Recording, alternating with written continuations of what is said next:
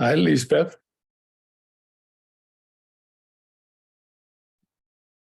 Is heel iets. Yes, hi.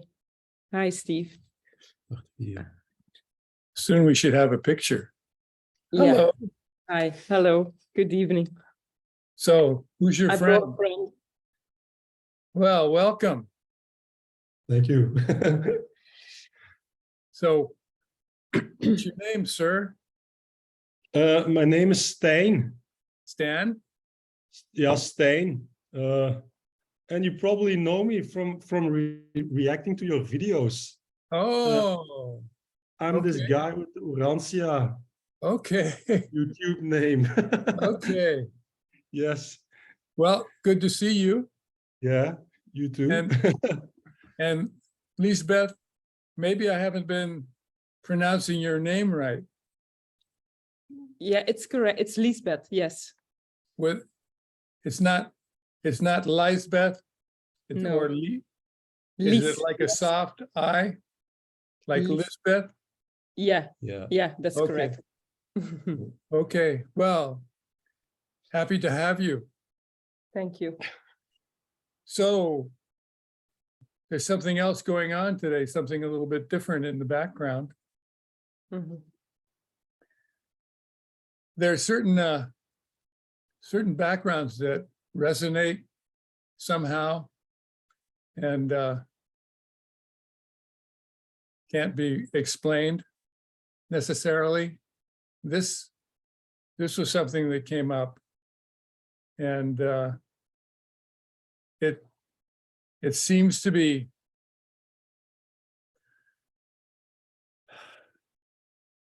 doing something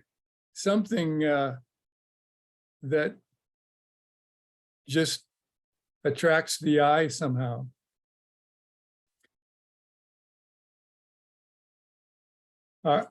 Is it visible? Is it easy to see for you?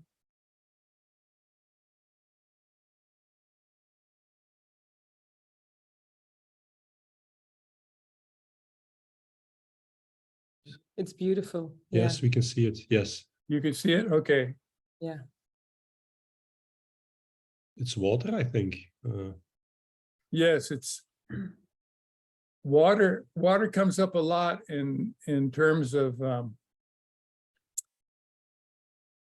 its shape and its shapelessness, both. It's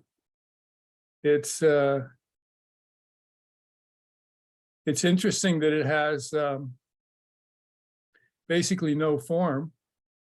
In its liquid state, it has no form, really. It just takes the form of its container or whatever weather is happening at the moment.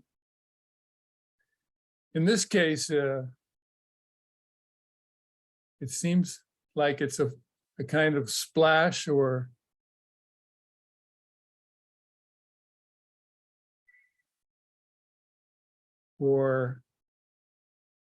just a falling or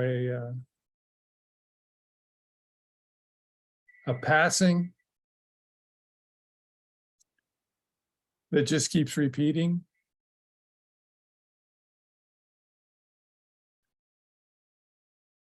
For no apparent reason. It's just doing what it's doing. And there's an energy to it of some kind.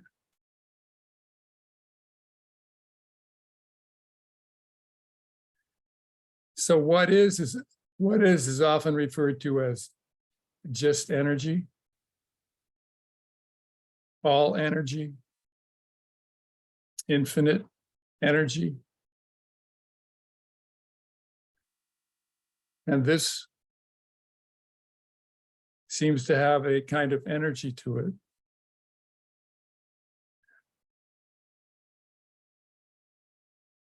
A formlessness, and yet it's visible. It's seen as a substance, taking different forms.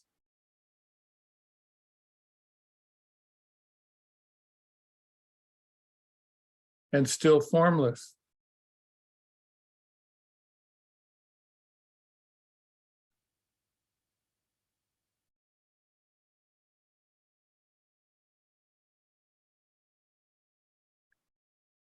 How is it appearing?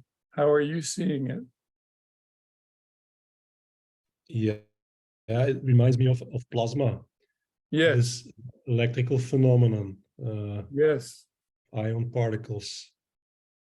It's very You have- lifelike. Sounds like there's a science background there somewhere. Yeah, yeah, a long time ago. Okay, A long time ago. yes. Well, here, there's not much background, but the plasma that I've run across has often been described as extremely hot and so hot that there's no solid matter or no particles even. Yeah, It's just a form of energy that is in a sense before particles form, or there's an inability for solid matter to exist somehow in a plasma. mm, Uh,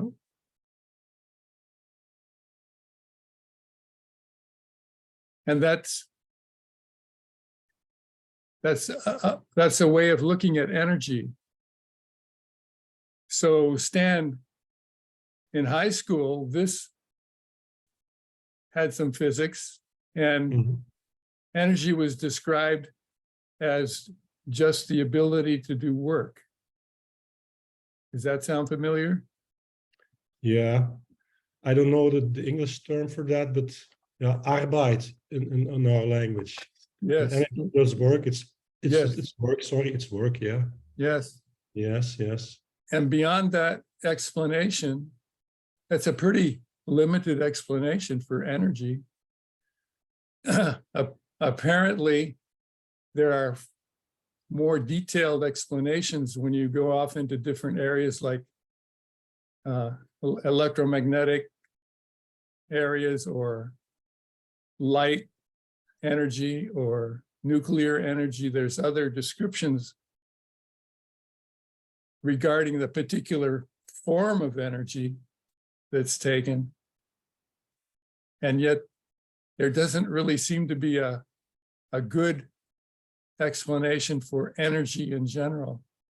Mhm. So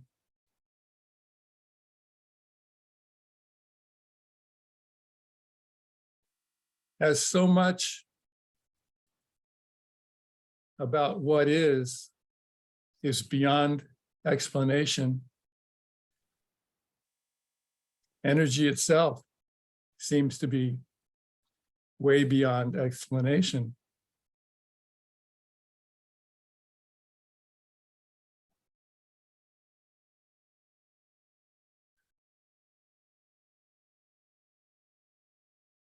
And if all this is beyond explanation,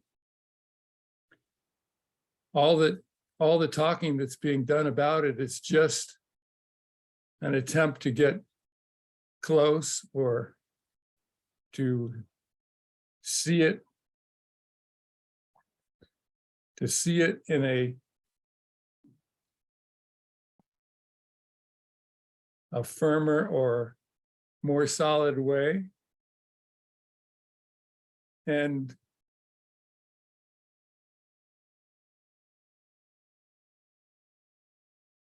it never seems to be satisfactory. The explanations or the words never seem satisfactory, especially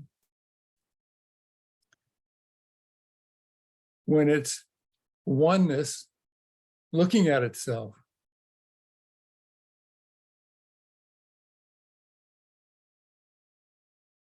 Somehow, at that point, the explanations are no longer needed. What is just what is. It's somehow seeing itself as what is, and there's no concern about explanations. There's no need. There's no desperation to understand anything. There's just seeing what's being seen. This particular water is just doing what it's doing. It looks the way it looks. And it's perfectly fine just doing what it's doing for no reason, for no one, for somehow just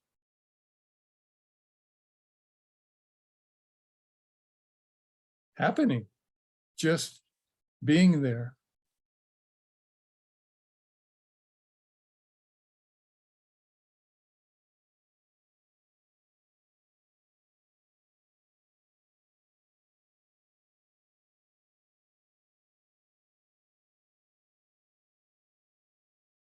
So is there any dizziness going on? We both have corona, so we feel a little bit dizzy because of that. Oh, But that's the only dizziness we Oh. have. Yeah. so It's did they tell you which variant you had? No, no. We Okay. don't know that. Because over here, we're expecting to have some things come up over here during the winter. Mhm. Here also, yeah. Yes. So you look pretty good for having COVID. Yeah. Yeah, it's been since Monday. Since Monday, I have it. Yes. So both of you have it now? Yeah, yeah, Okay. yeah. Is that a result of sharing? Probably. Yeah. Okay. Yeah. Okay, well, let's see what else is on schedule here. Mhm. Oh, Here's another water. It just is doing what it's doing. Not concerned about anything. It's perfectly fine just doing this. This happens to be apparently at sunset, so the waves are a little bit golden.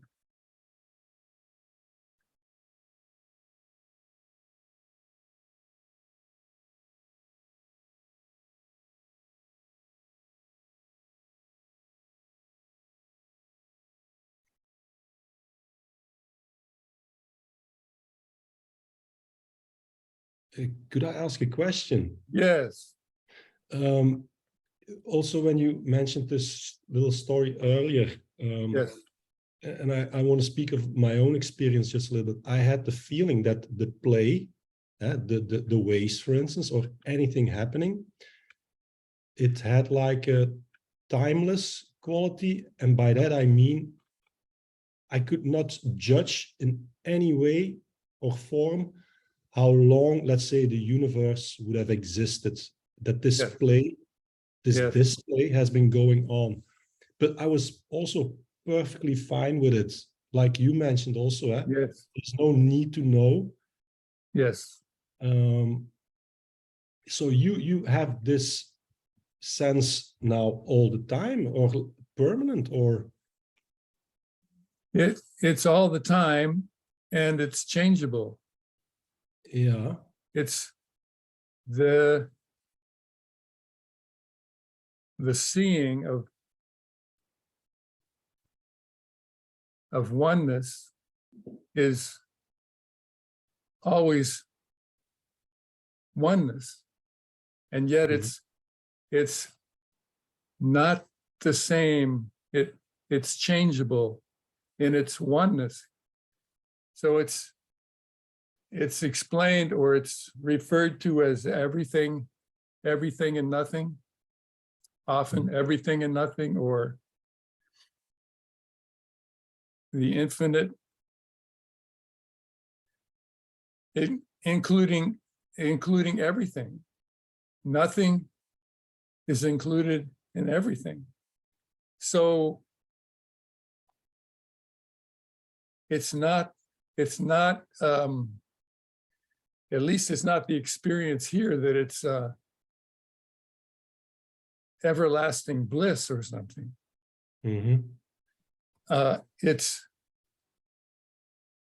There is happiness, there's bliss that's there, and then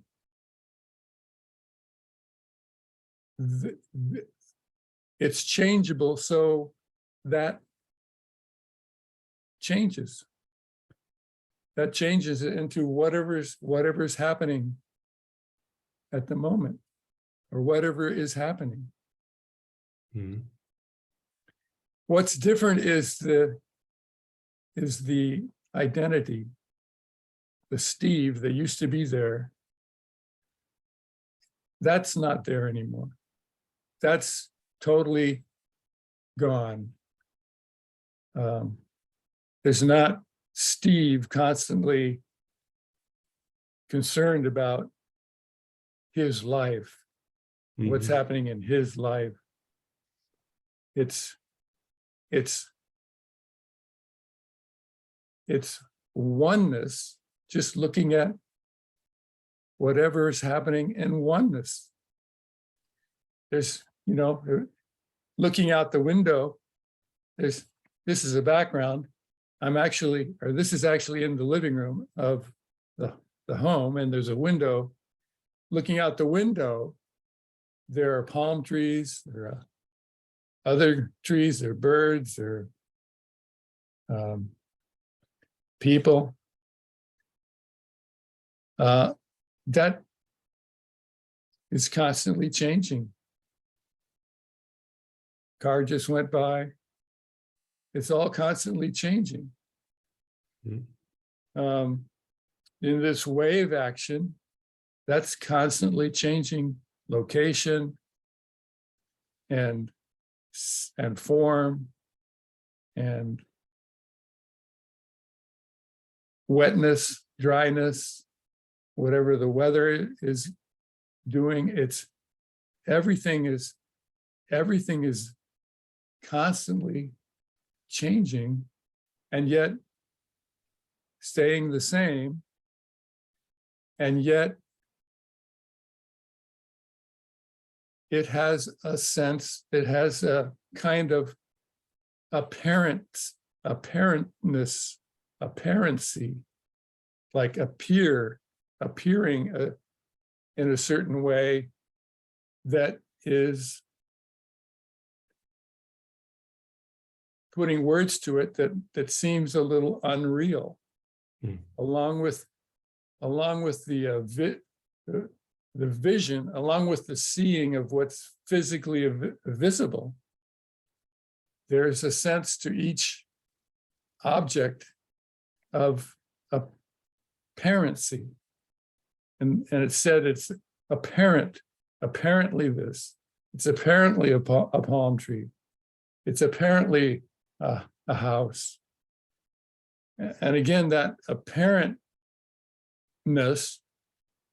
seems to go back to what science has learned about matter, the distance between a nucleus of an atom and the first electron in the electron cloud is said to be huge. So there's a sense that the matter could almost be pierced with your finger.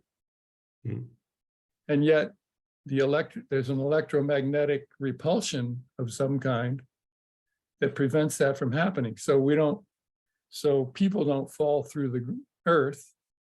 We don't fall through the earth. The food doesn't fall through the table. And yet that's something that science has discovered. And from that standpoint, there is a sense of kind of hollowness to solid objects. That apparentness becomes apparent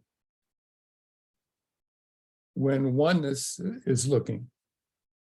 And that's just what's seen. And how is the relationship with your physical body? Well, I just got thirsty.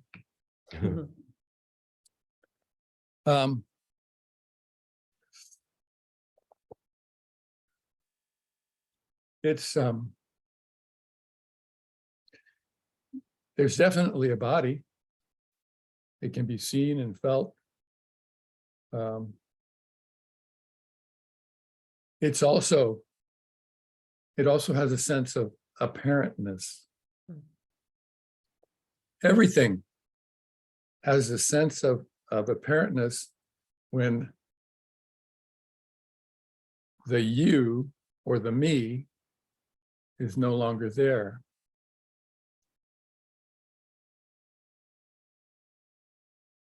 And oneness just keeps rolling. It just keeps constantly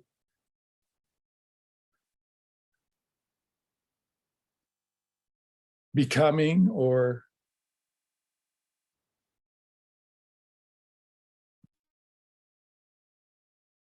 changing or being affected by itself in other forms.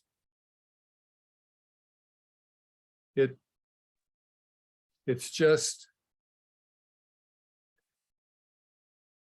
the way it is. It's what's seen as the way life is, the way oneness is, the way wholeness is, the way the infinite is. As it's seen. It's just seen as it's seen. So Stan, you were talking about that experience. Yeah. Have there been others? In total, I had 3 experiences in my life, which I call non-dual. Yes. One happened when I was 27, 28 years old. And then, okay, that one was after meditation, but I never meditated much. Let's say very seldomly I meditated. And then I went into my living room and I stopped.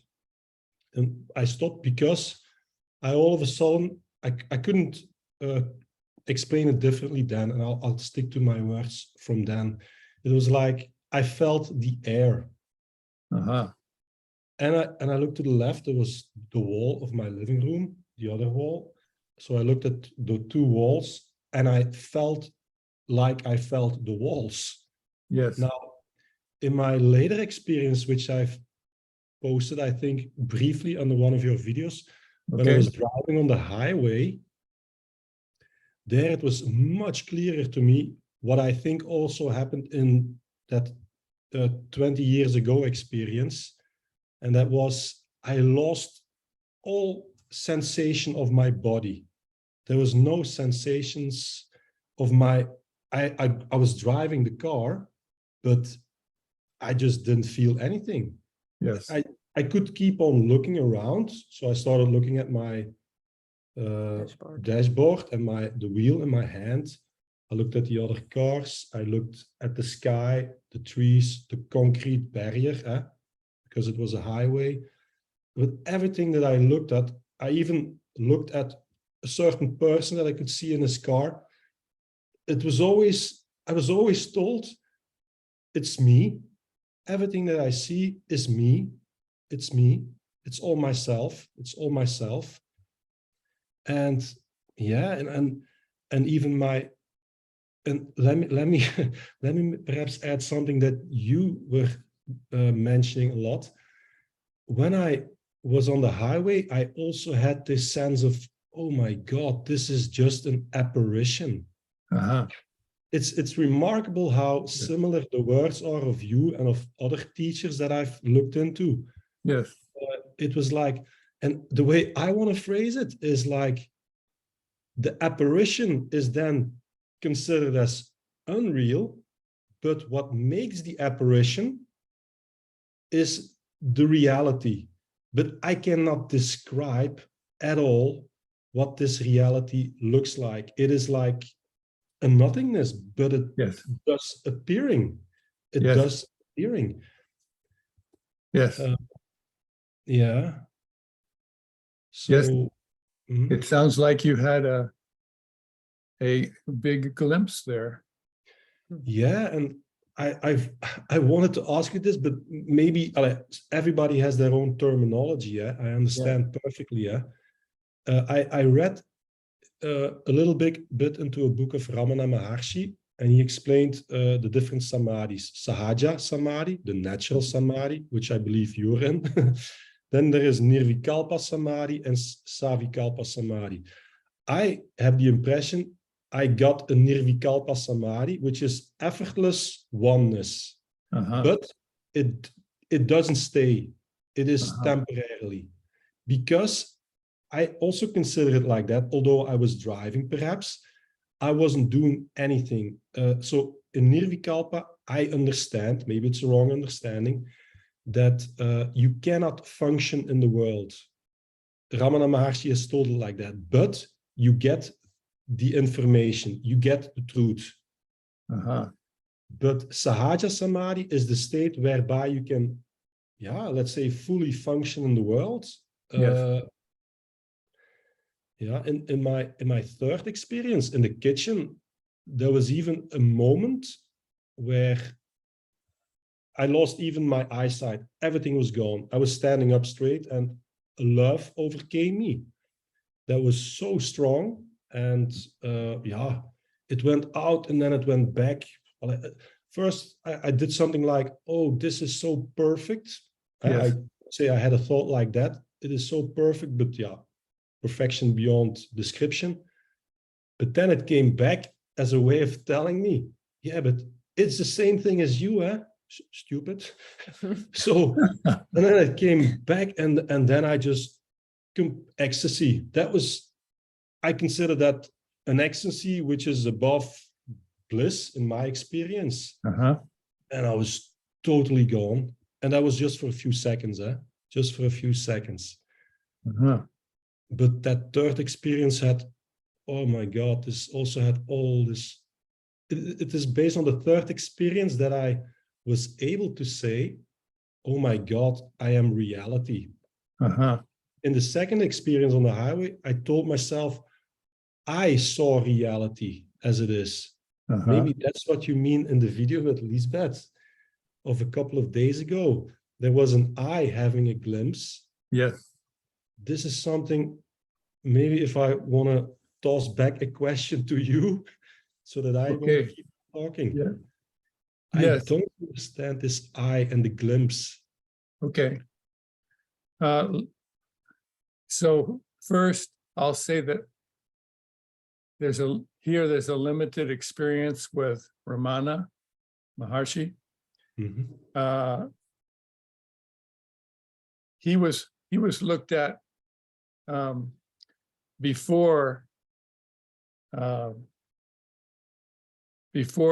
this experience with Tony Parsons' message.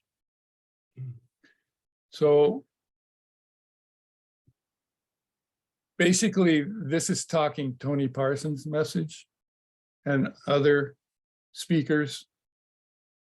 So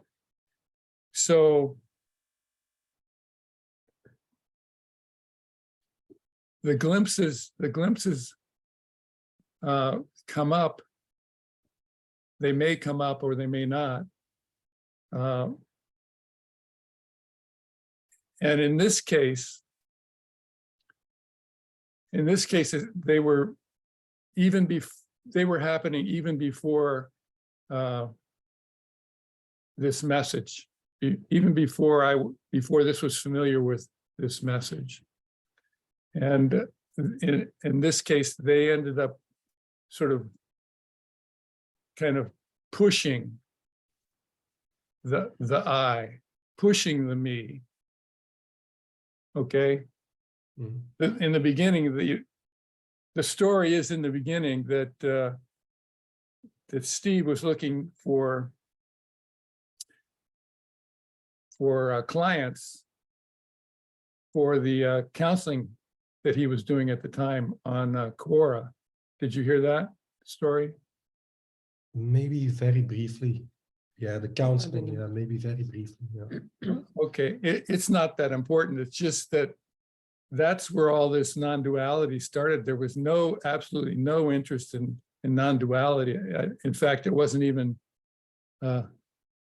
known to Steve at that point. Just read into it on Quora. A lot of people were talking or writing about it. That's where it started about 4 years ago. Okay, and then at some point, even before glimpses were known here, there was this disappearing that Steve would take his wife to the chiropractor. She'd go into the chiropractor, and he'd disappear in the car listening to the Beatles channel or something, music. And those disappearances continued and sort of pushed Steve to look for what disappearing is all about. They were just very pleasant disappearances, short, comfortable, and yet no one was there until Steve returned. And so Steve ended up, because of those glimpses, he ended up looking for an explanation for the glimpses. Mhm. And that's how he got to Maharshi, Rupert, Spira, and the other speakers of non-duality. And as soon as he got to Tony Parsons' group message, the speakers of that message, all the other speakers before seemed very flat, just flat, because there was an awareness about awareness.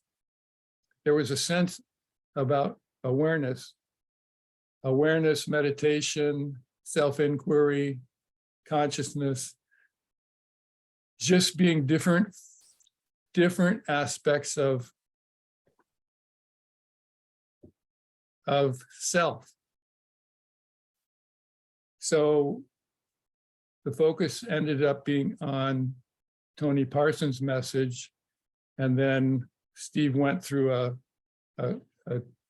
couple of retreats with Emerson, and then he wasn't there anymore.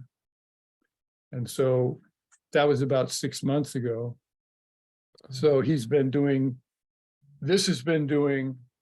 videos, and there's an interest in talking about it with people. And so that's what seems to be happening now. In the meeting on Saturday, you mentioned the meetings with Emerson and how Steve had meetings 4 or 5 times a day, as I recall it, in a few weekends. And were there particular exercises in exhausting the ego? They were not seen as that way. Mhm. They were not expressed in that way. That's just the way it felt. Mhm. The first weekend was tiring. The 3-day weekend was tiring. And then a month later, there was a 4-day weekend. And I guess there were at the most 3 meetings a day. However, it was exhausting. And looking at it now, it seems that the exhausting was, in a way, part of it. Mhm. That may be the reason that the long retreats are done. It may be that it's found to be exhausting and part of what's being talked about. Mhm. Mhm. This has only had that one particular experience, or that one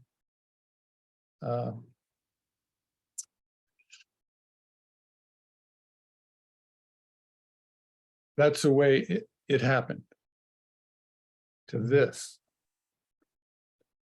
There are other things have been noticed that seem to be encouraging. Basically, what is happening is a resonance with the energy, like the energy you see there in the wave, or the first video. There's a resonance with the energy of oneness. Since everything, everybody, all things are the energy of oneness, and there really is no I, personality, to begin with. It's just a creation somehow, another aspect of oneness. Like Tony talks about it as being contracted energy. Have you heard that one? No, No. but it reminds me of the knot of Nisargadatta Maharaj. I think he calls it a knot or a bolt that is stuck. Yes, there are other ways.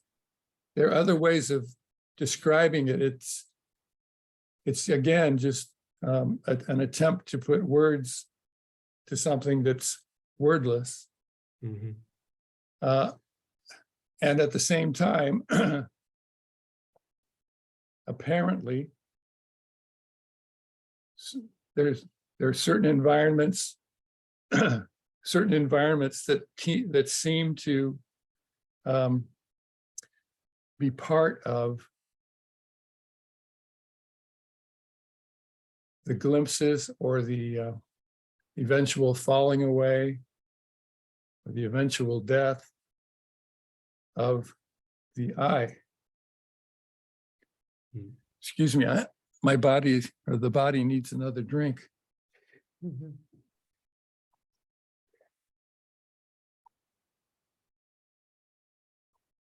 So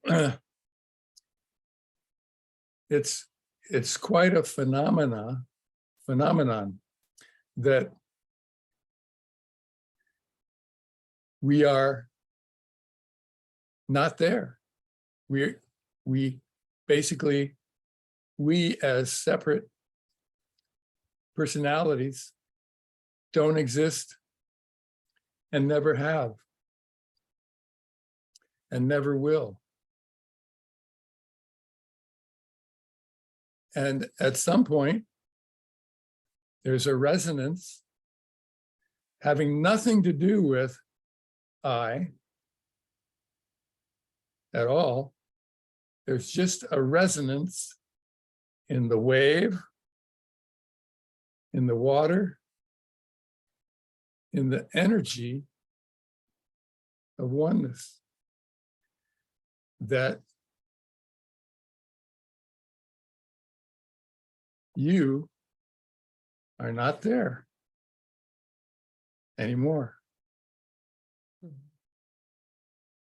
It just happens. Your glimpses didn't happen because of you, No. Stan.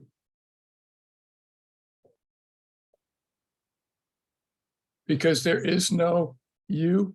There never has been a you. There's not even an illusion. That's just a convenient way of explaining you. It's Mhm. not even an illusion. Oneness has no need for illusions. Yeah, I definitely agree with that. I never did anything. Let's say at that particular moment, there was no thing that I did in the car or in my kitchen. And it was even, let's say, in the third experience, yeah, maybe that's again a sign that there was still some I-ness left in me, or I asked almost as if I spoke to God, although there was no God whatsoever. I was made clear of that a little earlier in the third experience, but I nevertheless asked the question, how about my life? How good did I live my life in a Christian way, the good and the bad? Uh-huh. And then I got a very, very brief, not like a movie flashing before my eyes, but a very short sensation of good stuff, bad stuff with a previous girlfriend. And that was it. Uh-huh. Then overcame this feeling, you could have never done anything else. And then I got what I later found out, let's say, or confirmed with Ramana and Nisargadatta, like, oh, so there is no free will for the Yes. unreal personality. Yeah, Yes. no, it's I have all these, let's say, very clear snippets Yes. of how, let's say, reality works, if I can use those words. But for some reason, I've been thrown back, I call it, back into my personality. And as you said earlier, I also like to speak about it Yes. to the detriment of some people.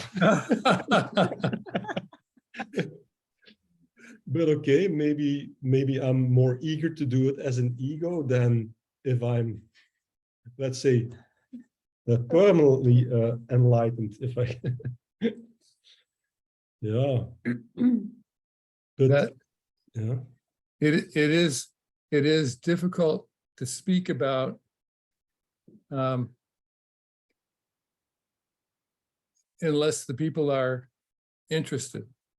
Mm. That's been seen here too.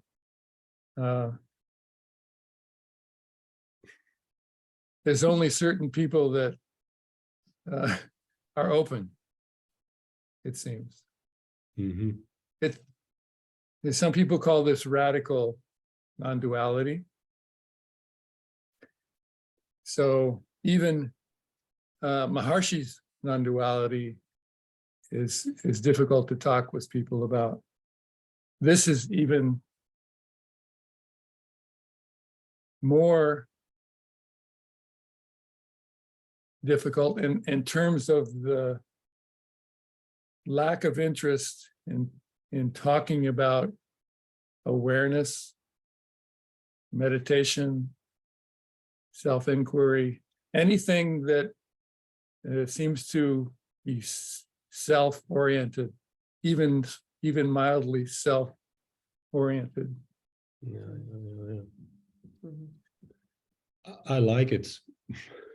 I don't Well- need explanation again. Well, it has a way of resonating. Mm.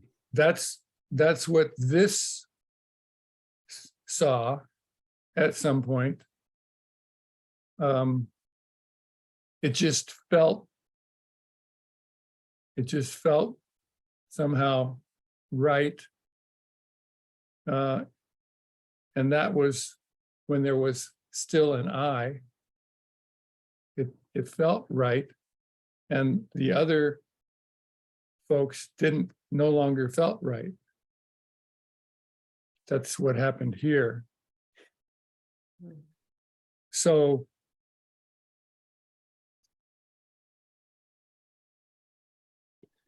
this message is not directed at all to the I.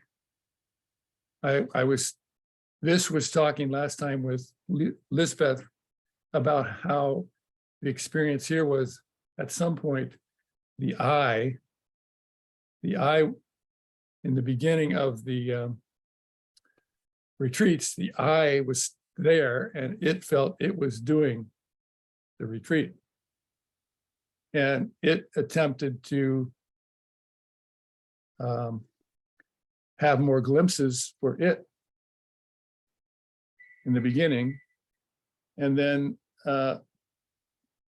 in the last retreat, it seemed to just give up. It was still there, but it sort of became a little presence in the corner somewhere. Mhm. It just kind of, and then toward the end of the second retreat, it just somehow wasn't there anymore.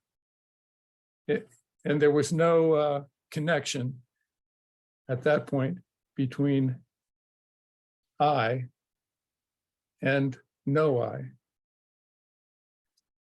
It was just no longer there. And And at that point, it was seen that it was never there. Although there's a memory of it being there. yeah. And this was completely painless, let's say this last weekend. This was a painless process. No mental suffering or Well, the I, during the retreats, the I was having its difficulties. Like it would feel like it had failed at some point. It would do things like feel enlightened somehow, feel like it had disappeared. Mhm. That right? It would feel like there would be a glimpse, and it would feel like it disappeared, and go, oh, great. I'm not here anymore. They would have those feelings, and obviously it was still there somehow, Yeah. right? Mhm. It would come and go, and it would do things to encourage more glimpses. Like crazy things would happen. It would look at it at one moment. It would look in its lap at the what, the wrinkles in its pants, right, in its lap, and it would disappear.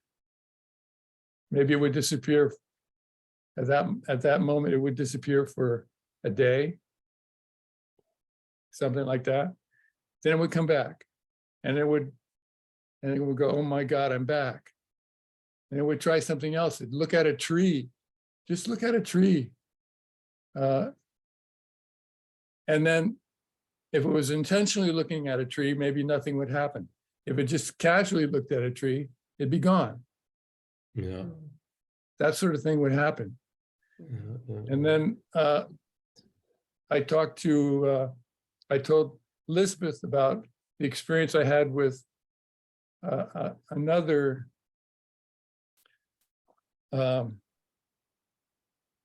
speaker of this message that wrote a blog. I read the whole blog. And at the very end, there was a post, a very long blog with a bunch of posts in it. The very last post was talked about resonance. As soon as Steve read the word resonance, he disappeared for 4 days. Mm-hmm. So that was going on along with the retreats, or in between the retreats. That sort of thing was still going on. So it was a story. It's a story of I trying to disappear, trying to die, and still being I, being Steve, doing it. Mm-hmm. Until the trying somehow stopped or diminished a lot toward the end. The trying stopped, and then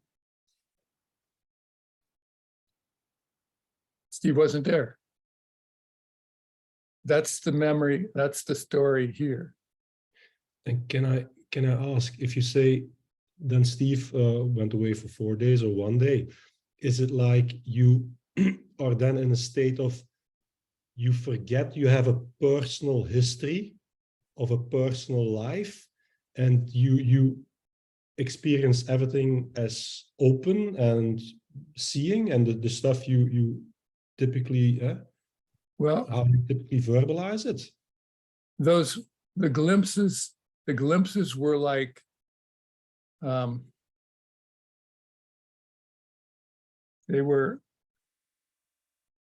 they're not the same as the seeing now. Mm-hmm. The glimpses were very comfortable, enjoyable, wonderful, freeness,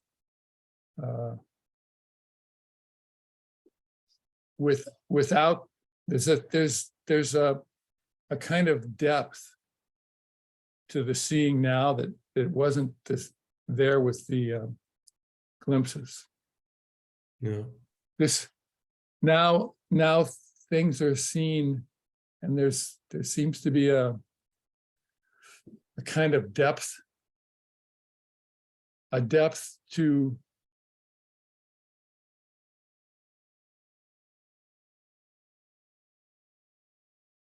to the seeing, a clarity, different clarity to the seeing. There is a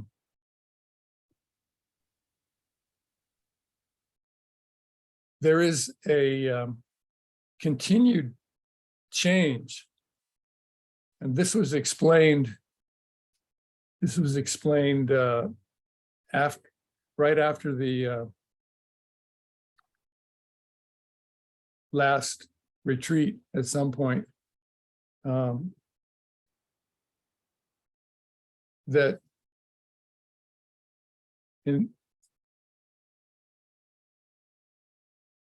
sometimes there's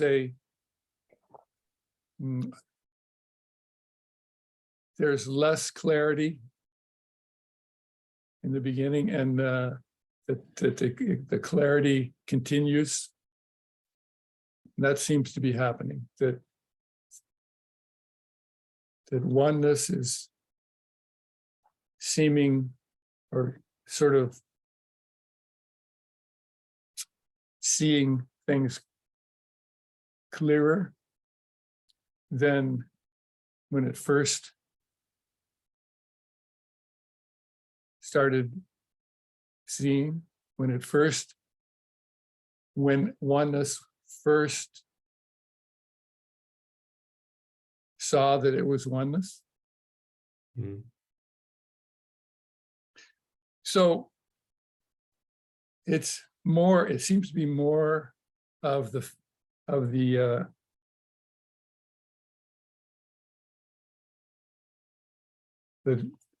inadequate description of what is as being everything, totally everything, and also nothing, that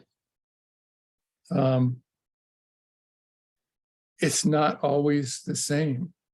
It's not going to be always whatever is being felt. It's oneness is this indescribably huge, or even beyond huge,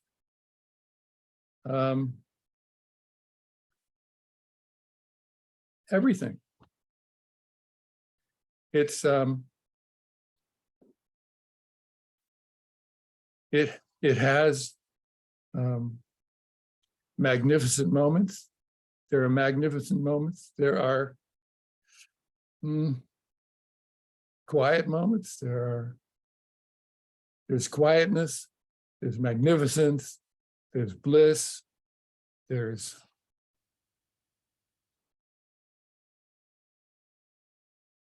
emptiness, total emptiness. It's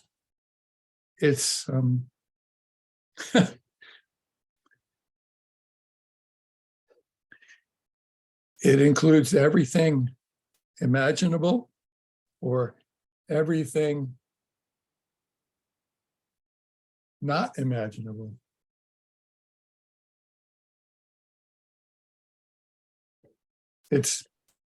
It's just so big, and at the same time, it's nothing.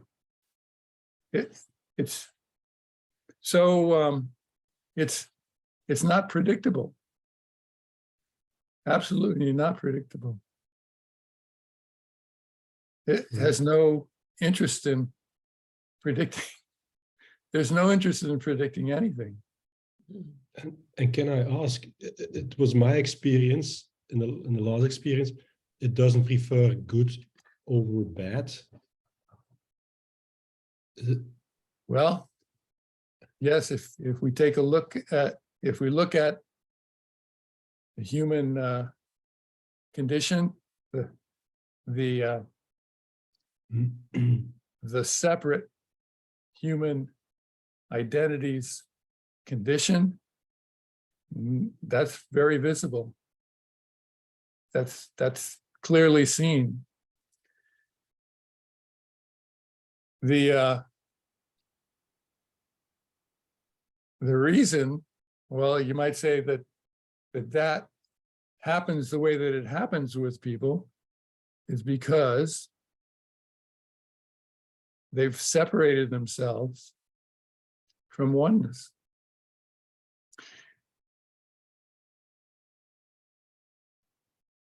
At the same time, oneness can be extremely competitive in the animal world, extremely violent in the animal world.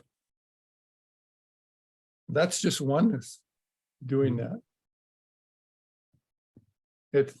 Maybe violence isn't even the right word, but it can be seen that that oneness, described as nature, has very competitive and violent tendencies in an attempt, in its, well, it's not an attempt, but in its being oneness in that way.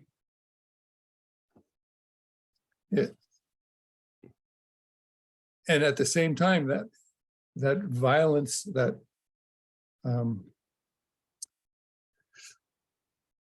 competitiveness is oneness just being oneness in the form of that particular animal. It's in terms of human beings, this would say that much of the violence coming from human interaction is not oneness. It's individual identities separate from oneness. So there's a lack of oneness in much of human activity, which is different from animal activity. Yeah. I know what you mean. Yeah, but I had this insight that since we are reality, is so indestructible, it really doesn't matter what happens to the appearances inside reality. It's like if you look at the wave at the background of your screen, you could say the wave is, or let's say the water. Let's say the reality is like an ocean, an endless ocean.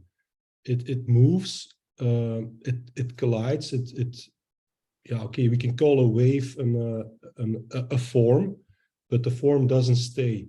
But to the water, there is no issue whatsoever, whether it keeps on being a wave or whether it slams into a rock. Yes. So so that was really like during the experience, I was really, and I'm gonna use the words that were put in my head, let's say, or it was like, oh, war and peace. This is all play. The word play being here, the key word. It's all just a play. Yes.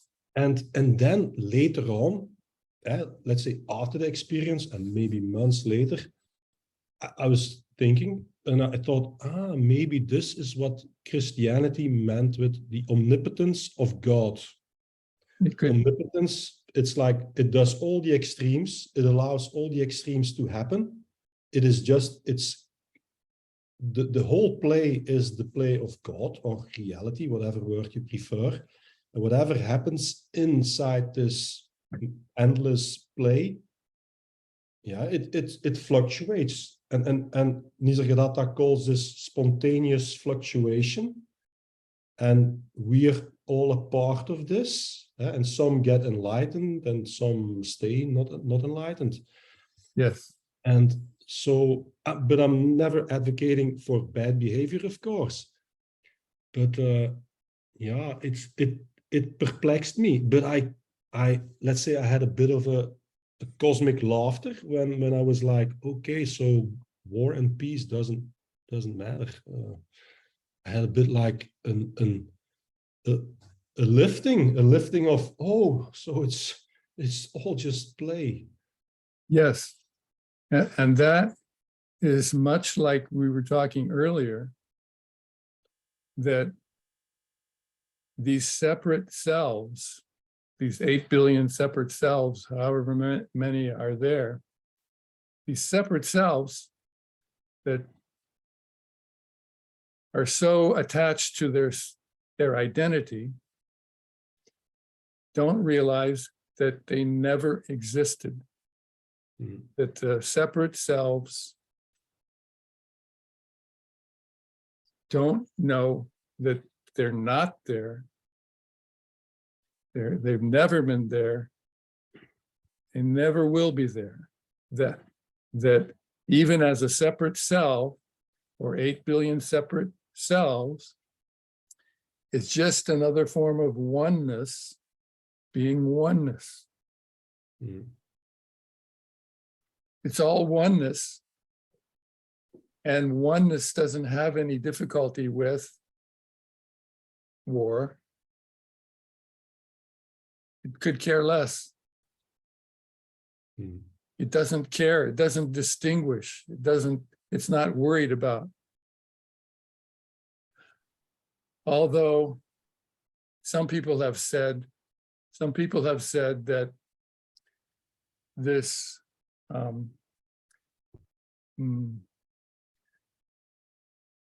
that oneness may somehow be making itself more available to oneness.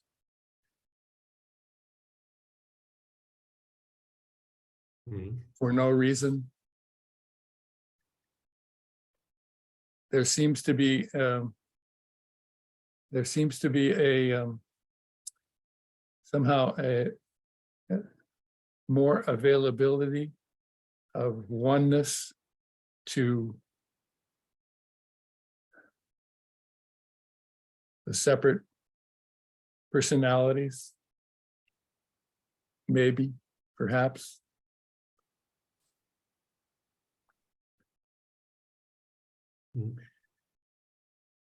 In any case, oneness is oneness. Wholeness is wholeness.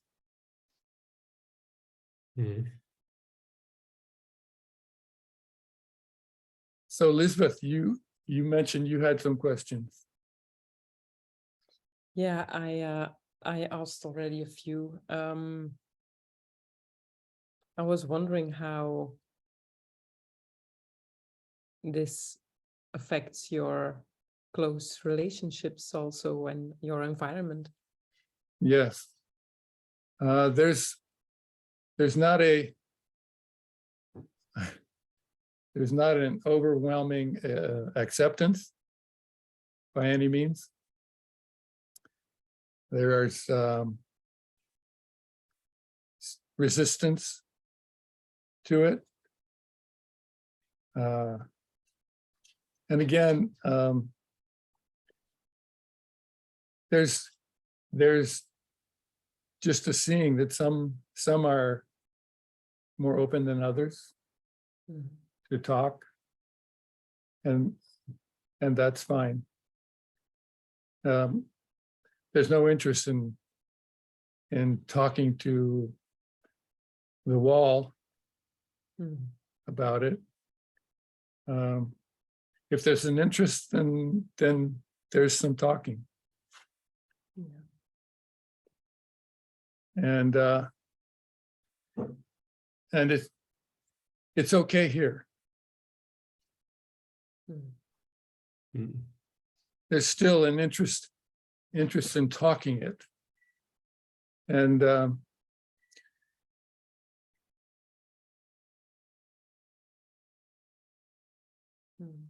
wherever that goes is okay. It's seen here that there's an interest in videos somehow that resonate. That began after doing some videos in the living room here. And see, this doesn't have a smartphone. So it limits the talking here to a laptop, which is inconvenient to take outdoors. So all the recordings in the beginning were in the living room, and that got repetitive.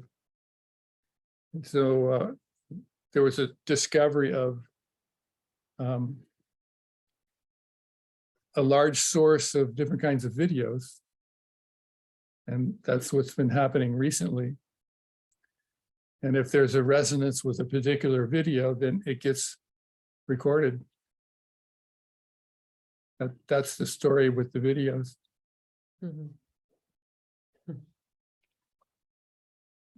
So, pardon me? Yeah, I like the one with the penguins. Ah, that I know that was really resonating here, and that was for a streaming. So the penguin beings, the animal bodies, ended up having interesting forms, taking interesting forms, being geometric Yeah, so there, Can I perhaps ask in this context of the penguins, yeah, do you have I guess you look at things nowadays and it's like forever fresh. Does that resonate with you, those words? It's like when you see something, it's like a child, yet also familiar. yes, both. Yeah. It is both. Yes. And at the same time, apparent. Yeah. There's always this sense of apparentness. Yeah. Yeah, and that keeps you mesmerized, I would guess. Well, it's just it's just oneness looking at oneness. That when there's an I, there's a subject and an object. And when there's oneness, there's a oneness and a oneness and a oneness and a oneness. Oh, there's no separation. There's no longer a separation. There's no longer a life. There's living, but there's not Steve living. There's no picking and choosing. Excuse me? So there's no picking or choosing. No, there's no one to pick. No one to choose, no one to know, decide. There's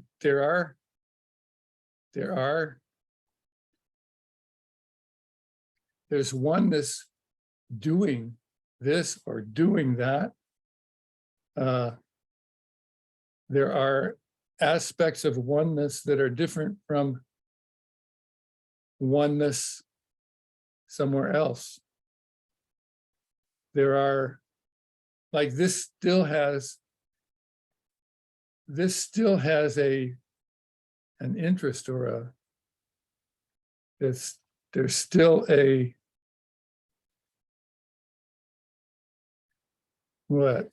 there's still a willingness or an embrace of certain things, like Steve did homeopathy for 20 years or so. Okay. That's still happening. Steve did this Live Now counseling for 40 years, and that's not happening at all. It's no longer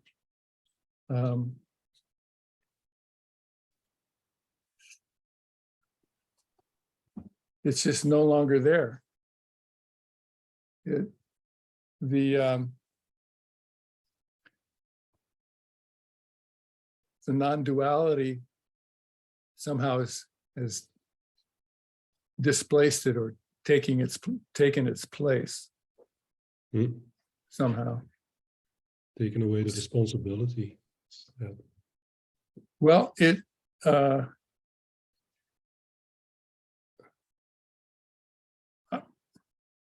so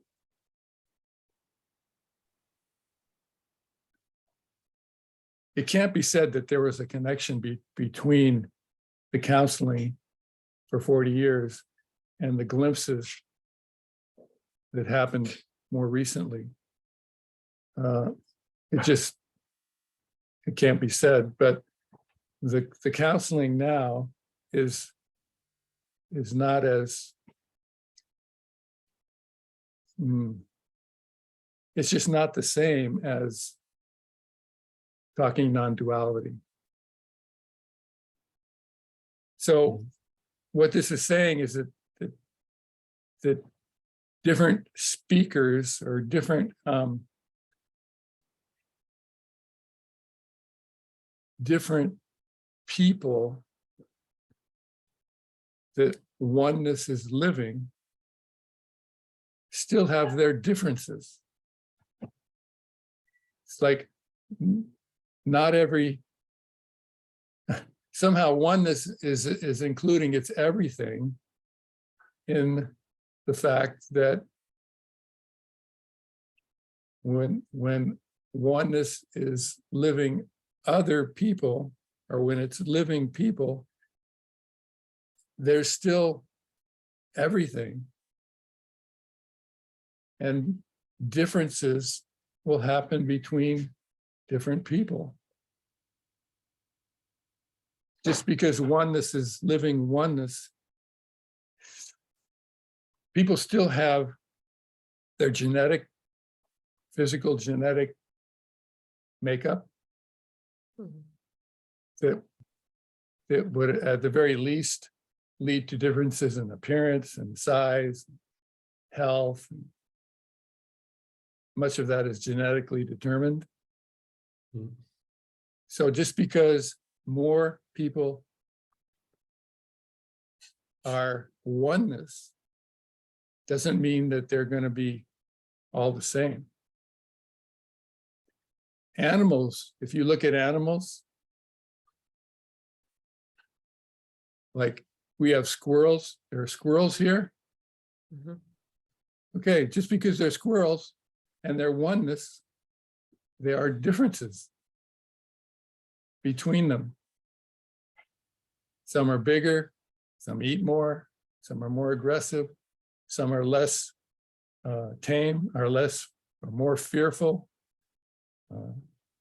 That's the case with birds. Differences between birds of the same species. The penguins, there were differences. There was the one guy with a smudge on his stomach. There were others in the back that were kind of stretching up really high. Yeah. So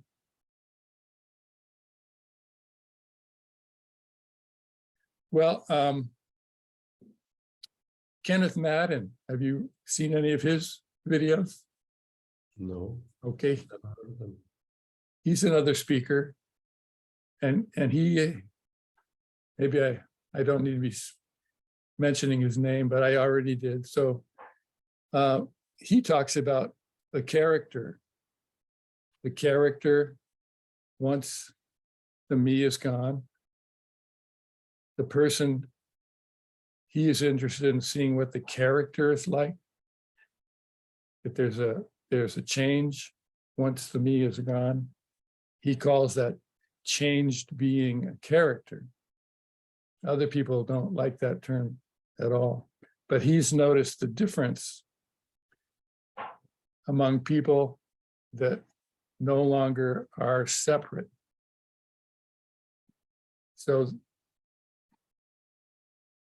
this is a roundabout way of saying that just because a person is separate, or because a person is no longer separate, doesn't mean that they're going to, all the non-separate people are going to be the same. There's still going to be differences among them, which is just oneness. The differences of oneness.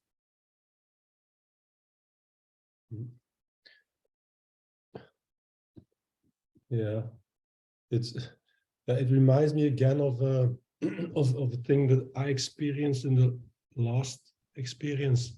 There was like, if everything has always or all time timelessly been perfect, what else could we have done?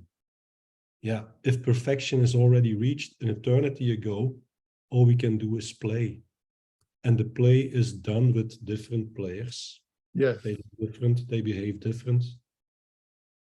Yes. You know. And even perfection as part of everything will have different forms of perfection. Yes, I forgot to say the play is, I call it like that, let's say in hindsight, the play itself is perfect, but Yes, as a whole, there's no need. Yeah, okay, you can also say every component, every human, everything is perfect, yes. Just like the source of it, yeah, reality, which I always use the word for. Yeah. And yeah, yeah, to me it was so unbelievable to get this insight that so there was nothing ever to do. I was like released. Then I had this blissful feeling, and then yeah, I was appeased. I was so calm. I was totally fearless, contrary to now. It's also a good way to judge yourself, I think. Do you still have fear? Yeah, it was like so peaceful. There was also a silence, a very pleasant silence, although I was just in my kitchen, so I'm not gonna, the environment was itself beneficial for that. But nevertheless, it was like an unbelievably beautiful silence. And I think for me personally, that I come across you has been important, and that I came across Ramana Maharshi and Nisargadatta. For now, Nisargadatta has been like, for me, the person who has been so literal, so detailed, and yeah. And when I came across those people, like, I'm now going to tell a story, and stop me if you want. But I also had my experience, and I maybe once have heard of the term unity experience. I never heard of non-duality either. I knew the term enlightenment, but I was never Christian whatsoever. I was raised like that, but I was never a practitioner or whatever, or a believer. Now I'm lost my story. But okay, then I had my experiences, and then it took me, that came in about a 3-month period, the last 2 experiences, so end 2019 and the beginning of 2020. And then it took me another 6 to 9 months before I came across Ramana Maharshi. And then it was like, oh, did this happen to me? And this guy is using kind of the same words, like reality or absolute reality. I had also thought of let's say these words were imprinted in my head.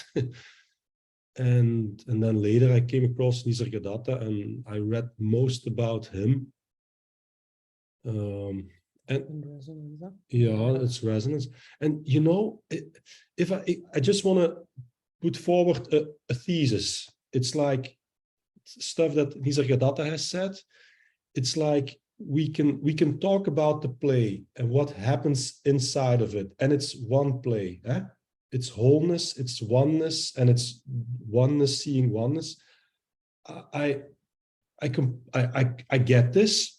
Although I'm not in the state, to be honest, but they also talk about, or Nisargadatta sometimes also talked about, but the absolute, and then he gives me the impression he doesn't want to talk about the play and what is seen, even if it's only an apparition. He talks about the absolute knowing, or the knowing principle. This is the real unchanging thing. We can talk about the play, which we see from a non-dual perspective, and scientists can talk about it in a dualistic way about it, as subject and object and so on. But I've heard, because I didn't read that much, I heard also about certain traditions where enlightened people say, and this is getting also to the point of there's just pure knowing, which is the absolute. Because certain people said I don't adhere to non-duality and I don't adhere to duality. I adhere to nothing. And then when I want to picture myself this or understand this, it's like, yeah, so what has been exactly the same during my special glimpses and normal life? That's the fact that I know. I don't have to fill my knowing with specific knowledge. Everybody can claim we know, or knowing is perfect. Whether the knowing is considered right or wrong, it's irrelevant then. It's pure knowing. Have you, yeah? I would, well, from here, Mm-hmm.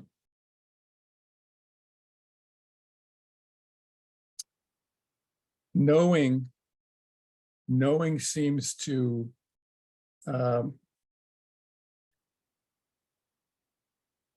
need a self somehow. Knowing is not, it's not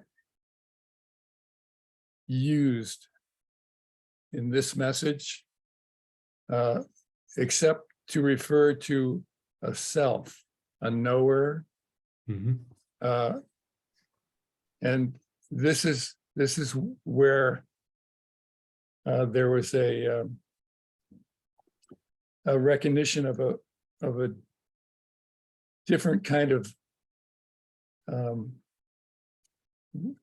resonance that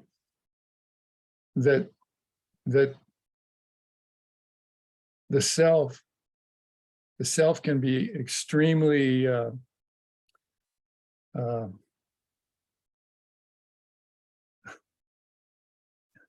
small and still be a self, still be a knower. And from here,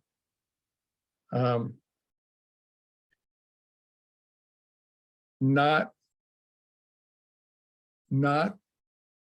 being,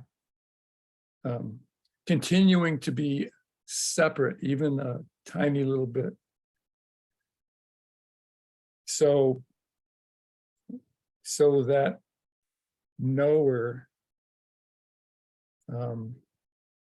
eventually, at some point, that knower will need to disappear for oneness to only be there. Mm-hmm. So from this message does not encourage knowing in any form, just because it is so closely related to self. Someone knows. Oneness, including everything, will see, it sees everything. And at the same time, there's no one there. Oneness is no thing, no one. It's just oneness. So there's no one there to know, even though it sees what it sees. It sees a car coming, it doesn't walk in front of it, right? It sees that, but it's not a person going, oh my God, car's coming. Mm-hmm. So from here, there's not really a talk about knowing, except that it's referring to self, and self is the separation from oneness.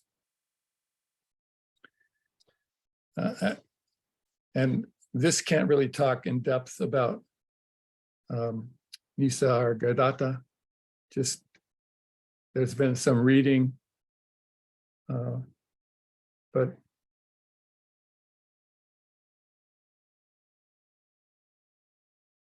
not that much familiarity. Yeah, yeah, I also, let's say, want to correct myself because it's very, very easy to give the wrong impression sometimes.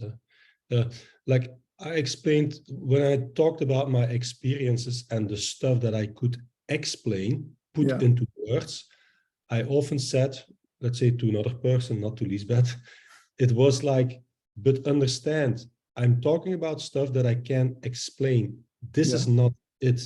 What I really call the truth, but I have just to put a word on it, is reality, but I cannot tell you what it is. And even I said to myself and explained to her, but it's just my choice of words, is like, even the sense that I, let's say for a brief moment felt, oh, there is total oneness. And I even had another experience. I am everything. These were separate experiences. So, and then Nisargadatta, let's say, helped me or didn't help me, and that's part of the play, help me into trying to understand this, but why hasn't the experience stayed with me?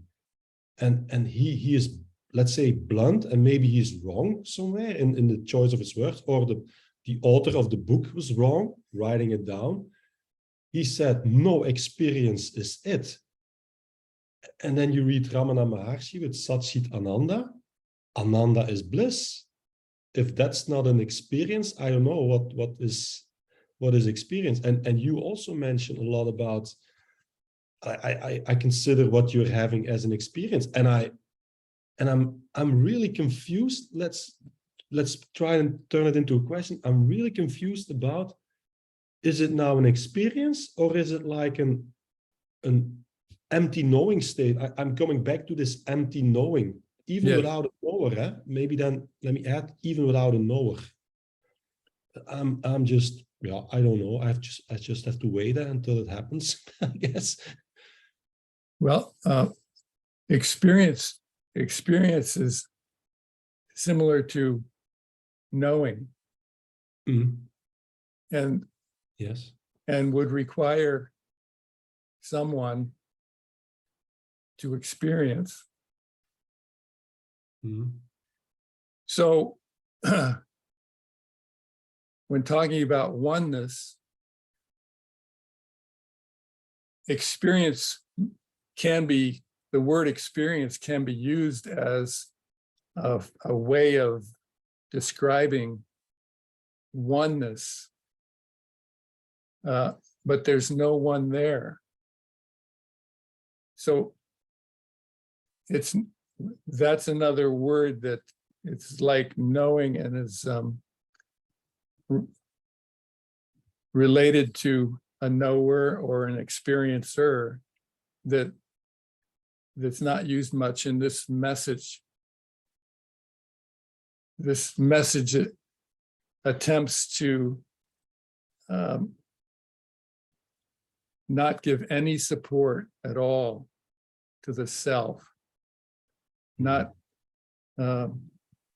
validate the self in any way, even if it's just a tiny little, like this said in the story here, even if it's a tiny little self that is stopping the trying, becoming a little trier, teeny, until it's no longer there. It's still there, even as a little voice.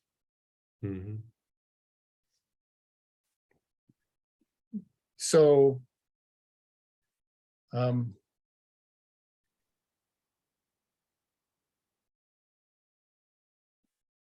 yeah, but that's helpful. Let me just say that out loud. It's really like I feel like, okay, I haven't been going. Okay, it's you. Your words are very useful.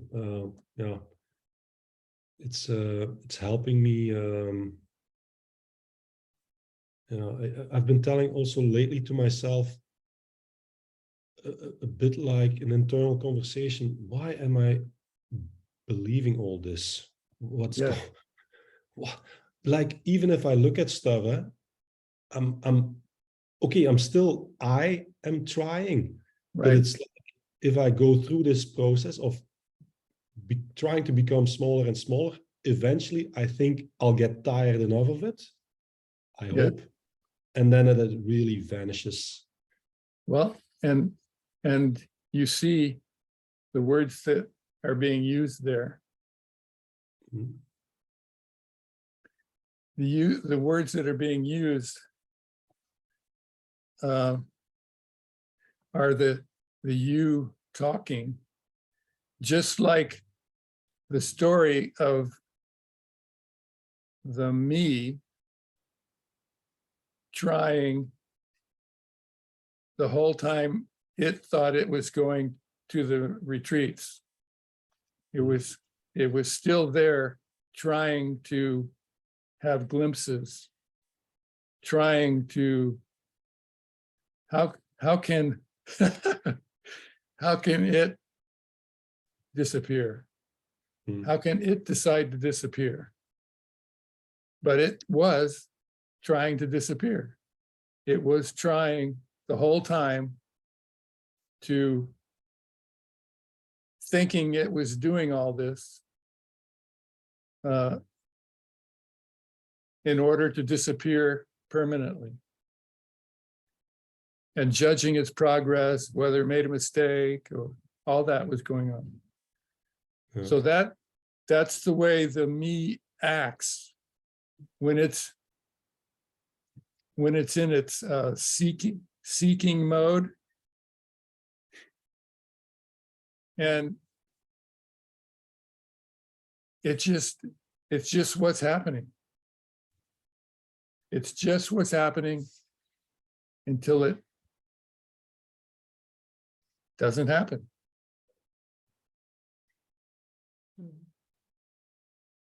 So it's the one, at this point, it's the one that's seeing. Boy, they're letting us, I'll just say this, they're letting us go on. This is only supposed to last an hour and a half. Anyway, hopefully they're not going to shut us down. Anyway, is it saying anything on your computer? No. Okay, and we'll just keep going. So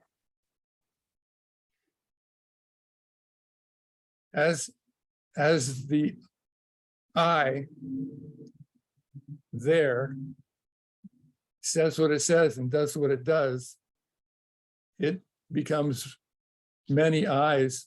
It can watch itself doing what it's doing to itself. That's probably been seen. Mhm. That the I is thinking that it's had whatever experiences it thinks it's had and feels whatever it feels about them. And it will continue that until it doesn't do it anymore. Mm. So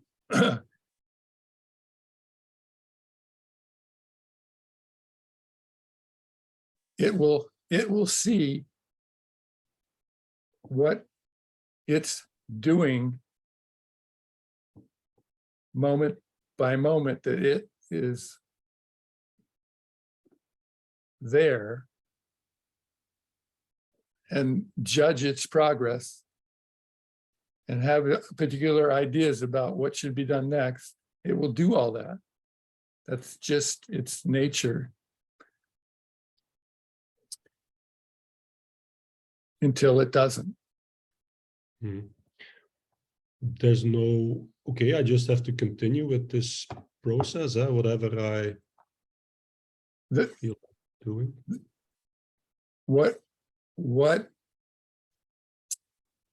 What seems to work is remaining in an environment where oneness is talking, where oneness is there, and it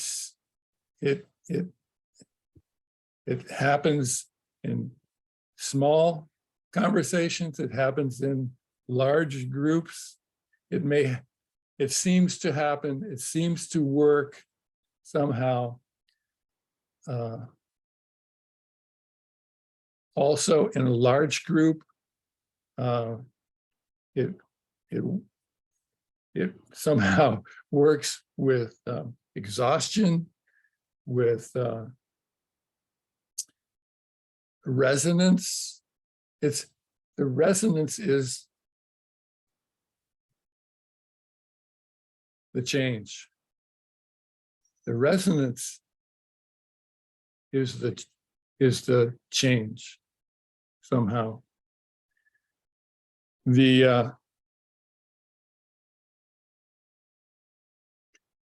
And where that will occur can't be said. Mhm. It's on its own. It's totally beyond the I figuring things out.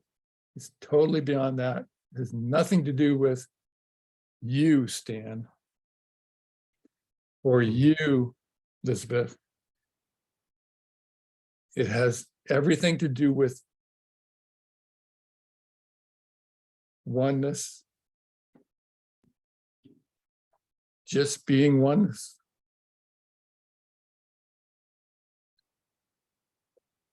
So I would say, as much as you're interested, as much as there is an interest, continue talking in meetings. You may be interested in talking to other speakers. I would encourage you to stick with this message. There are no steps. Mm. There's no learning. Mm. It's this wave. It's not learning anything. It's just waving until it's the wave, until it's oneness. Mm. Then it's somehow it's done. It's gone. Mm. Do you still feel like locality? Do you feel yourself as being local, or maybe this again shows my ignorance, but I kind of I had the feeling, but maybe I'm doing it all wrong. It's like I can get the me out of the way. Who But I can? cannot, yeah. I can forget about it, let's say. But okay, the sentence is I can forget about me, but then I cannot, let me just put it in my sentence. So I can forget about the me, but then I cannot, let's say, forget about the knowing, just this empty knowing. And this still feels local because I'm only seeing this, for instance. I'm just, yeah, this is kind of my effort, my internal effort also, let's say the last few weeks or months, I don't know.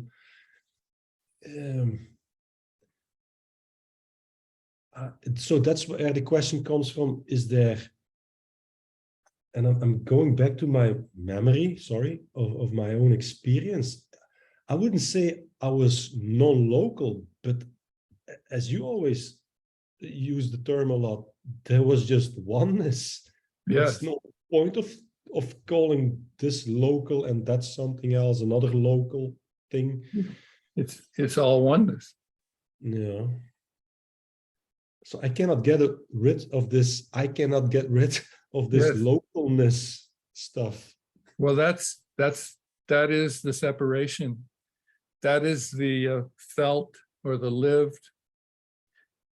The feeling is a lived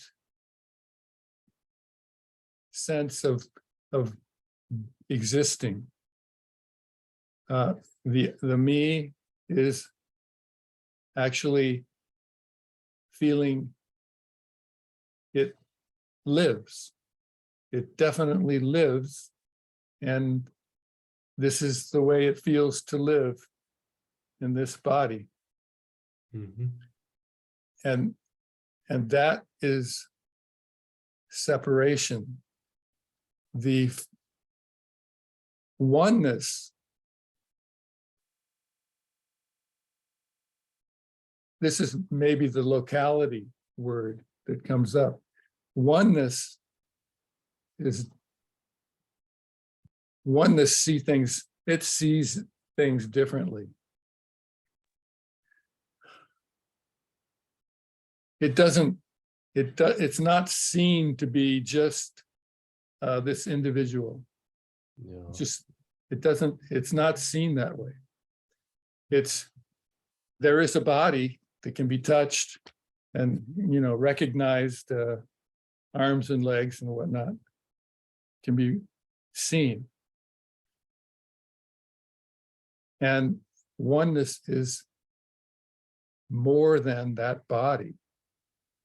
Mm. There is a body. Oneness is everything living this body. You might say it that way. Yeah. But locality is the separation of me just being in this body, only this body and this scary life out there, or whatever is felt about life out there. It's my life is such and such. Oneness doesn't have a life. It is life.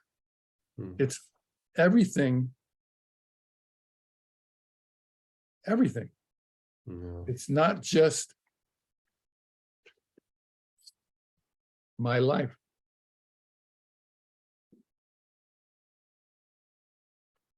Yeah, you bring back memories of my second experience. Yeah. Yeah. But every time I'll say something, I'll say it from the perspective of me. Yeah. It's just. But part of that is just a convenient language, Yeah. and part of it is there's still a me. Mm. At some point, there won't be a me, because actually there is no me. That me, Stan, is already not there. Mhm. Even as we're talking, as this is talking now, there is no me. Mhm. It's never been there.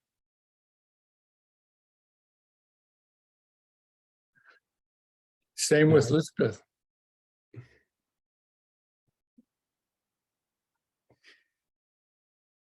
There are no me's there. There are no me's. What are we doing here? Yeah, I call it the play, the exchange of words, sounds, Yeah. part of there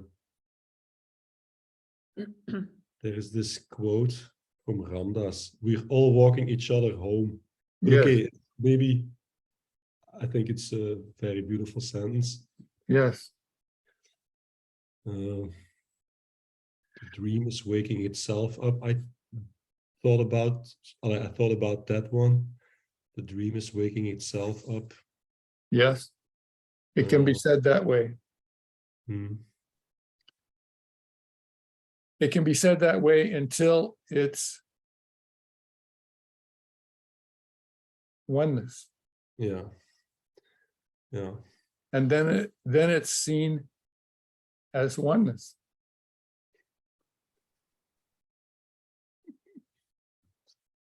Yeah. Any more questions? Really? Oh, wasn't expect. Yeah. No, I've asked what I wanted to ask for Yeah. now. Okay. Well, Yeah. be well with that COVID. Thank you. Yes, we will. Thanks. So this can be talked about again as you wish. And again, there's an encouraging for you to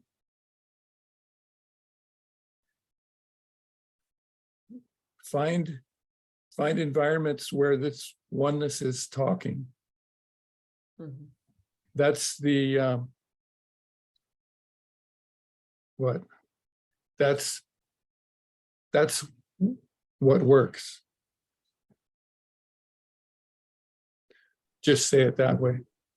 Okay. Yeah, and you, if I may add, I have a lot of let's say audio recordings on my phone Okay.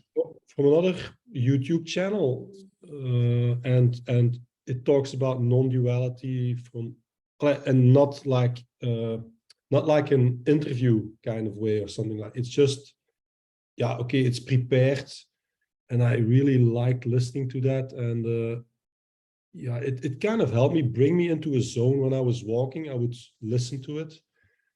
Maybe I should start doing this more again, but I've been doing this for quite some time and quite, yeah, a lot. Hours a day, many hours a day. Okay. And Again, it seems to work.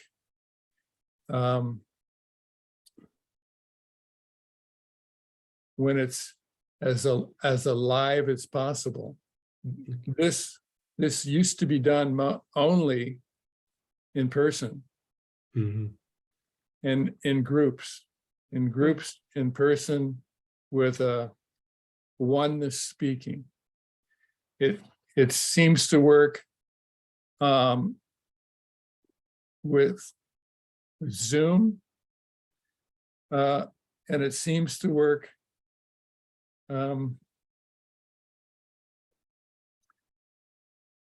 with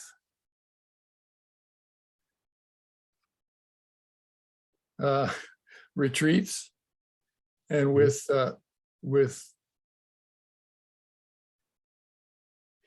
frequent meetings.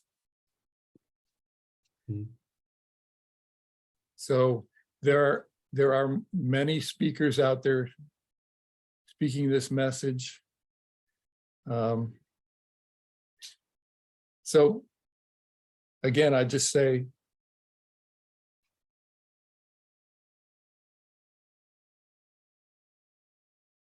environments with oneness seem to work. Yeah. This has been the first meeting ever that I did like this. I never went to a retreat with this either. No, so I've watched a lot of stuff on YouTube. Yes. Lot. Well, I would say that there was a point before the two retreats where this was watching a lot of videos all the time. And there were glimpses. There were glimpses. It wasn't until the I decided to actually talk to somebody about the glimpses. The question I asked was, can you give me some feedback on these glimpses? And then Emerson just started talking about emptiness. It wasn't until until this actually started talking more in person even though it was a Zoom meeting, it was more, it seemed to work differently than the videos did. There's something about the oneness in the form of a person. Mhm. Mhm. Yeah, okay, yeah, Mhm. yeah. So if there are no more questions, Mhm. it was a great conversation. Yes, thank you. Yes. Again, we can do this anytime. This will let you know if there's another meeting coming up. Okay. These meetings are designed to have more people in them. However, this one and the one before with Lisbeth were wonderful. There may be more people in these meetings in the future. Then it becomes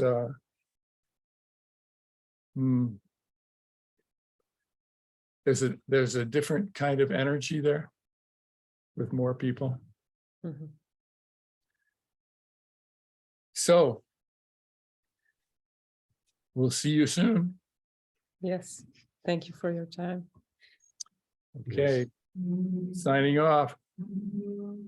Bye-bye. Thank you.